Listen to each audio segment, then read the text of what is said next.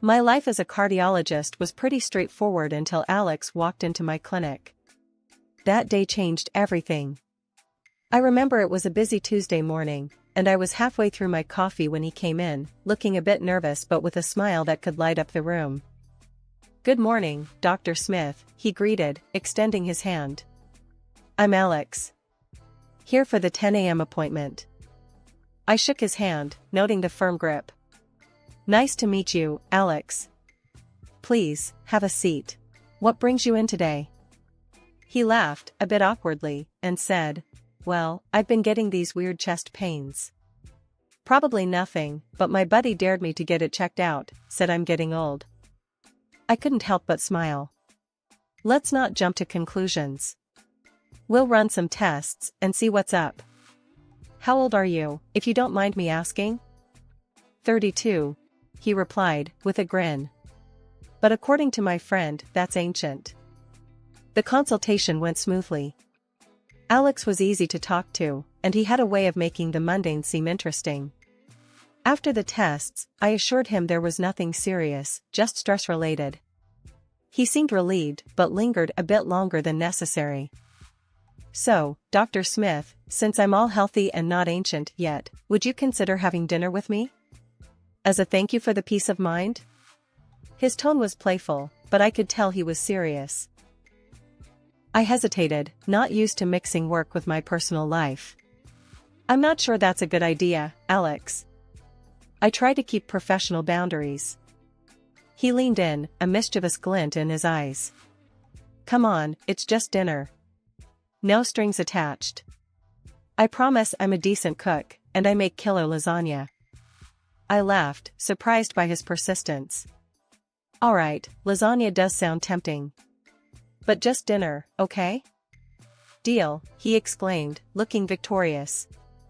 In the months that followed, Alex was relentless in his pursuit. He'd show up at my clinic with coffee just the way I liked it or surprise me with tickets to a concert of a band I mentioned in passing. His charm was undeniable, and his attention, intoxicating. 6 months into our whirlwind romance, he popped the question in the most Alex way possible, during a hike, out of breath, and with a ring that was slightly too big. "Erica, I'm probably going to regret this tomorrow when my muscles are screaming, but I can't wait any longer. Will you marry me?"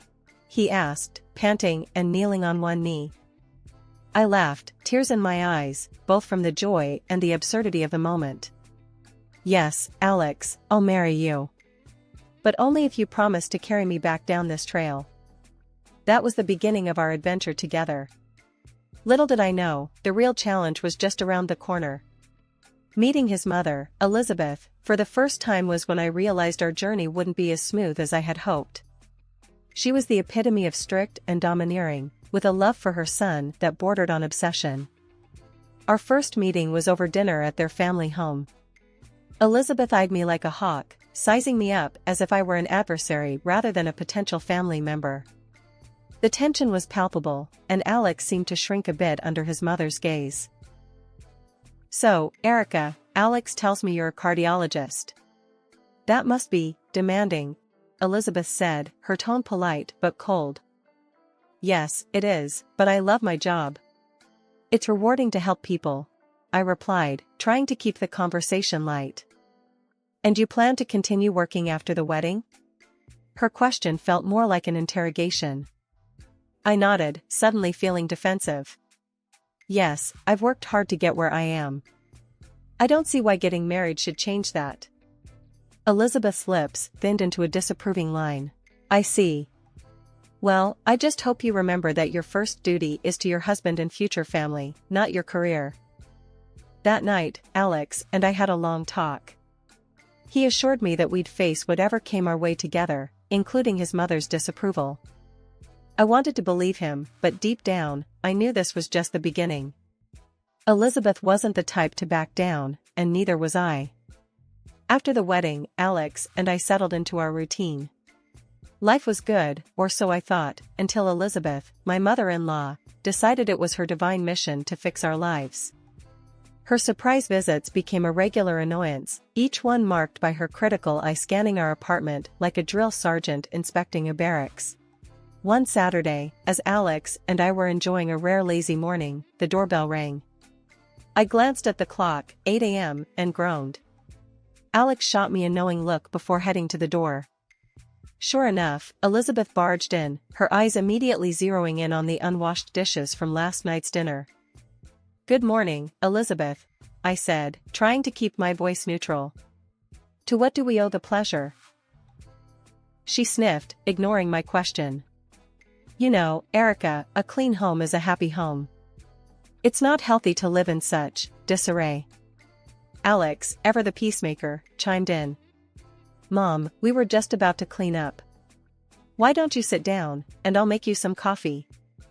But Elizabeth was on a roll, her gaze now fixed on the living room. "And that couch. It's all wrong for the space. Have you considered moving it against the other wall? And those curtains. Dear, they do nothing for the room." I bit my tongue, counting to 10 in my head. Alex, sensing my growing irritation, tried to steer his mother towards the kitchen. "Mom, seriously, the coffee. Let's go." As they disappeared into the kitchen, I followed, not ready to let Elizabeth have free rein in my apartment. The criticism didn't stop at the decor. Next, she launched into our dietary habits when she noticed the takeout boxes in the trash. "Eating out again? You know, Erica, a wife should take care of her husband's health. Home-cooked meals are the cornerstone of a happy marriage." That did it. I could handle the digs at my cleaning and decorating, but questioning my role as a wife was a step too far. "Elizabeth, I appreciate your concern, but Alex and I are quite happy with our arrangement. We both work long hours, and sometimes, takeout is just easier." She tooted, shaking her head. "I just don't understand your generation. When I was your age, I had a home-cooked meal on the table every night for my husband and son." Alex, bless him, jumped to my defense. "Mom, times have changed. Erica's not just a housewife. She's a brilliant cardiologist, and I'm fully capable of cooking or ordering pizza if it comes to it." The conversation was going nowhere, and Elizabeth's presence was starting to suffocate me. I excused myself, claiming a sudden headache, and retreated to our bedroom, leaving Alex to handle his mother. One day, the invasion reached a new level. Alex and I had planned a weekend getaway, just the two of us, to recharge. We returned home to find our apartment spotless, but not in the way we left it. Furniture was rearranged, new curtains hung in the living room, and our bedroom looked like it had been ripped out of a home decor magazine. "What the?" I started, my eyes wide as I took in the changes. Alex was equally shocked. Did we get robbed by an interior decorator? Before we could process everything, Alex's phone rang. It was Elizabeth, sounding far too pleased with herself. "Did you notice the changes? I couldn't stand to see your apartment in such a state. You'll thank me later."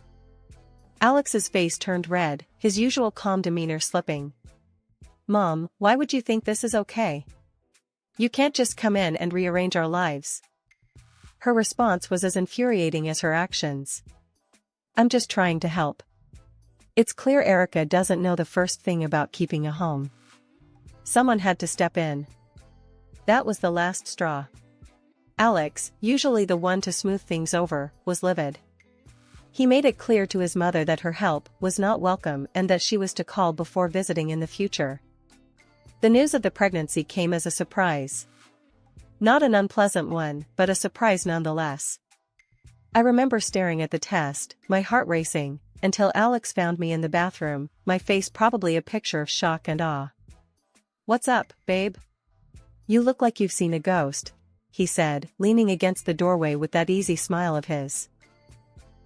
I handed him the test without a word, watching as his expression shifted from curiosity to outright joy. "Seriously? We're gonna have a baby?" he whooped, lifting me off the ground in a tight hug. "Yeah, seems like it," I managed, the reality of it all beginning to sink in. We decided to tell Elizabeth and Alex's dad, Robert, over dinner at their place. Predictably, Elizabeth's reaction was intense. "A baby? Oh, my goodness, this is wonderful news. Finally, I'm going to be a grandmother." Her excitement was genuine, and for a moment, I saw a softer side to her. Robert was equally thrilled, beaming with pride. "Congratulations, you too. This is fantastic news." But, of course, Elizabeth couldn't let the moment pass without slipping in her 2 cents. "Erica, you'll have to be very careful now. Pregnancy isn't easy, and with your job. Well, I just hope you're planning to take it easy." I bristled at the comment, ready to defend my ability to work and be pregnant, but Alex squeezed my hand under the table, a silent plea to let it go for the night. The pregnancy wasn't easy, as Elizabeth had so eagerly predicted. My peanut allergy, always a nuisance, became a constant threat, requiring me to be extra vigilant. Elizabeth, ever the helpful in-law, had plenty to say about that too. During one particularly difficult week, when I was feeling run down and tired from juggling work and pregnancy, Elizabeth dropped by unannounced, as was her habit. "Erica, you look exhausted. Are you sure you should still be working? A woman in your condition needs to rest," she clucked, eyeing me like I was a fragile piece of china. I sighed, not in the mood for a lecture. "Elizabeth, I'm fine. My doctor says it's okay to work, and I need to stay active." "But your allergies, dear. It's just not safe. What if something happens?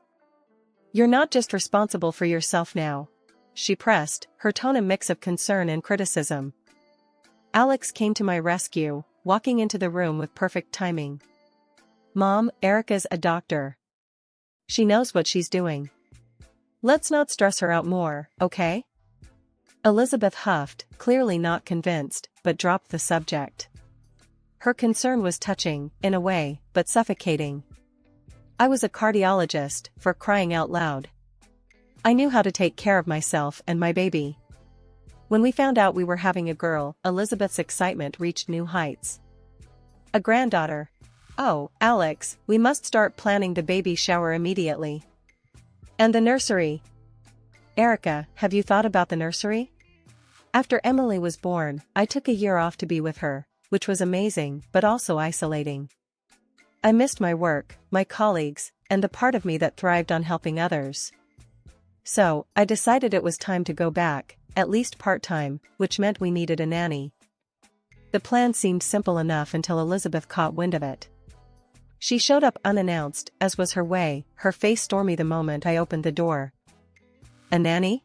Really, Erica? You're going to let a stranger raise our Emily?" She practically spat the words out, her disdain for the idea palpable. I sighed, bracing myself for the inevitable confrontation. "Elizabeth, it's not like that. I'm going back to work part-time. We need someone to watch Emily, and what? I'm not good enough to watch my own granddaughter."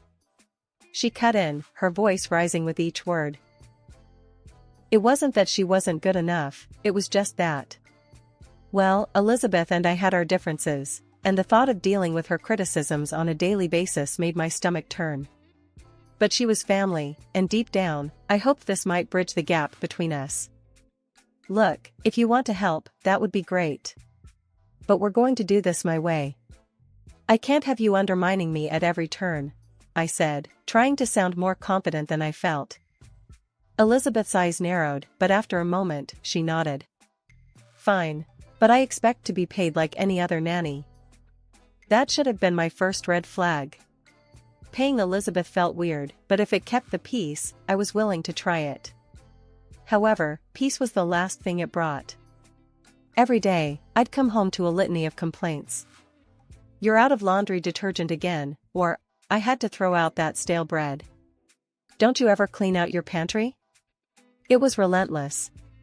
Alex tried to mediate, bless him, but it was like trying to stop a hurricane with a fence. One day, I'd had enough. I walked in to find Elizabeth berating me for the tasteless dinner I'd prepared for Alex the night before. "You can't feed a child, let alone a grown man, with this slop." That was it. I snapped. "Elizabeth, I'm done. I appreciate your help, but this isn't working. You need to stop coming over." Her face went from angry to furious. "Fine. See how well you manage without me." She slammed the door on her way out, leaving me shaking but strangely relieved. Alex came home to find me sitting at the kitchen table, a mix of emotions swirling inside me. "She left," I said, simply. He sighed, wrapping his arms around me. "I'm sorry, Erica. I know she's my mom, but you're my wife. We'll figure this out together." And that was that. Elizabeth's reign as the nanny from hell was over, and despite the drama, a weight had been lifted.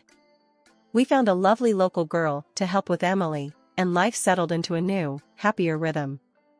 The day after our big blow-up, Elizabeth called me as if nothing had happened. "Erica, I've been thinking, we got off on the wrong foot yesterday. I baked a pie. Thought I'd come over, maybe we can start fresh?" I was on edge, still reeling from our last encounter. The last thing I wanted was to see her, but the constant fighting was draining. Maybe this pie was her olive branch. "All right, Elizabeth. Let's try this again," I sighed, hoping for the best, but expecting the worst. She showed up 2 hours later, pie in hand, smiling as if we were old friends.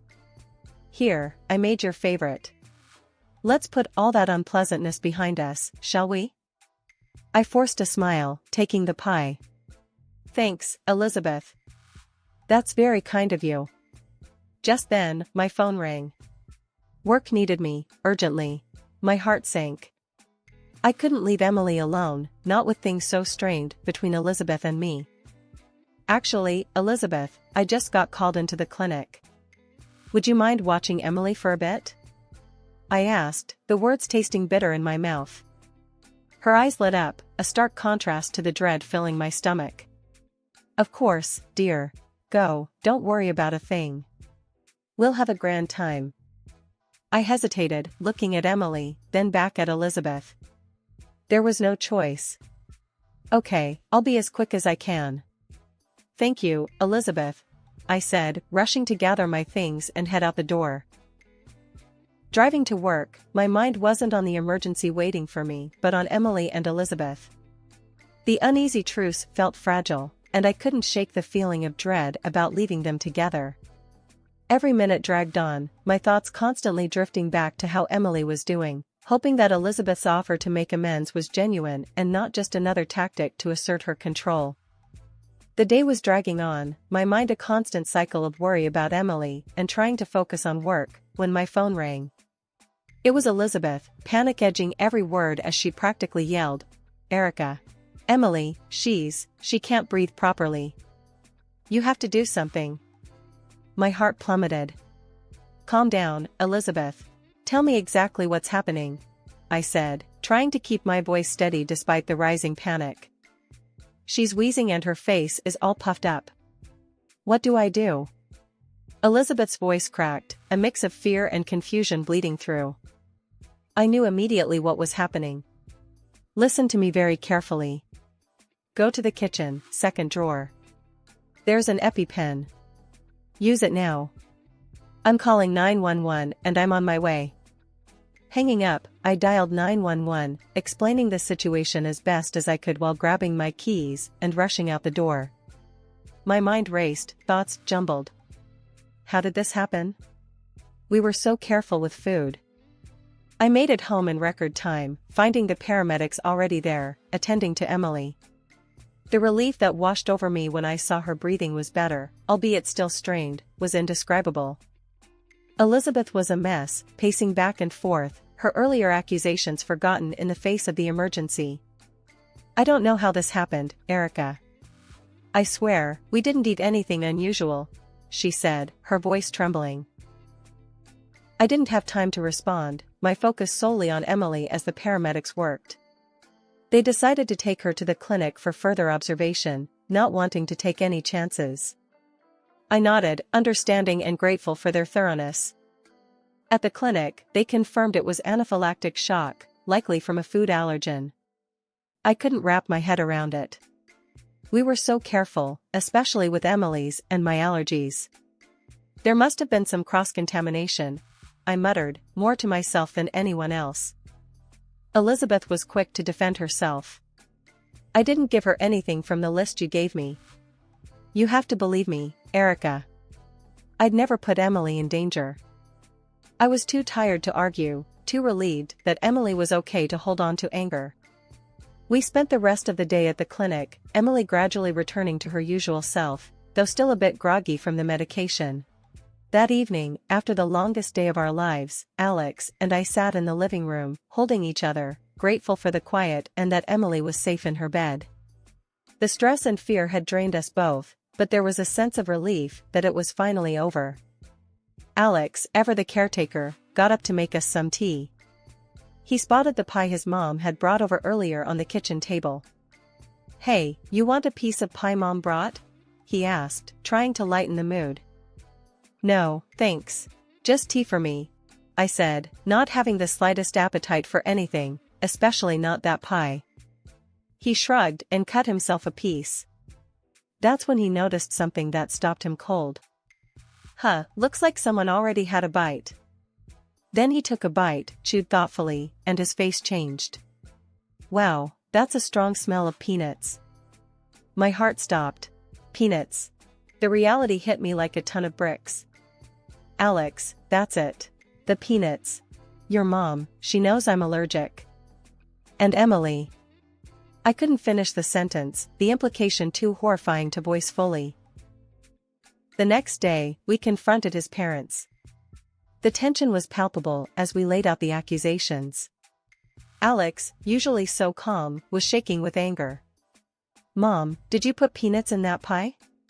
You know Erica and Emily are allergic. What were you thinking?" His mother's face was a mask, but her eyes, there was something in them that chilled me. I just wanted to make a pie. I didn't think." But Alex wasn't having any of it. "Didn't think? Or didn't care? You could have killed our daughter." That's when his dad stepped in, his voice thunderous. "Is this true? You endangered your granddaughter? I can't believe this. I'm calling the police." And he did, right there and then. The police came, and faced with the evidence, Elizabeth didn't deny it. "I just wanted Erica out of the way," she said, a statement that would haunt me forever. After everything that went down, the dust finally settled. Elizabeth was sentenced to prison, a severe punishment that kept her away for a good long while. It was a tough pill to swallow, seeing family torn apart like that, but it was necessary, for Emily's safety and our peace of mind. A few weeks after the trial and all that, Alex's dad, Robert, showed up at our door. It was the first time we'd seen him since everything happened. The man looked like he'd aged years in just a few months, weariness etched into every line on his face. He didn't waste any time, just got right to the point. "Erica, Alex. I'm so sorry. For what Elizabeth did. I can't even begin to. I just never thought." Alex cut him off, not unkindly. "Dad, it's okay. We know you had nothing to do with it." Robert nodded, his eyes misty. "I brought something for Emily. And, if it's all right with you, I'd like to see her. Missed her like crazy." Looking at Alex, we shared a silent conversation. This was his dad, Emily's granddad. Family, despite the chaos and hurt. "Of course, she'd love to see you, Robert. Wouldn't you, Emmy?" I said, turning to our daughter who was eyeing the big bag of gifts with wide, curious eyes. "Grandpa," Emily squealed, recognizing him instantly. The joy in Robert's eyes was unmistakable as he knelt down to hug her, handing over the gifts one by one, each wrapped with care. Later, sitting down with cups of coffee, Robert spoke up again. "I've filed for divorce. Can't stay married to someone capable of, well, you know. It's hard, after all these years, but it's for the best." Alex put a hand on his father's shoulder. "It's going to be okay, Dad. We're here for you. We're family." "Yeah," I added, squeezing Alex's hand. "We'll get through this together. And hey, Emmy's got her grandpa back. That's all that matters." Robert smiled, a genuine, relieved smile. "Thank you, both of you. Means the world to me. I just want to be a part of your lives, and Emmy's. Make up for lost time." And that was our new beginning. A fresh start, not just for us, but for Robert too. Life had thrown us a curveball, but we'd caught it, and now, we were moving forward, together.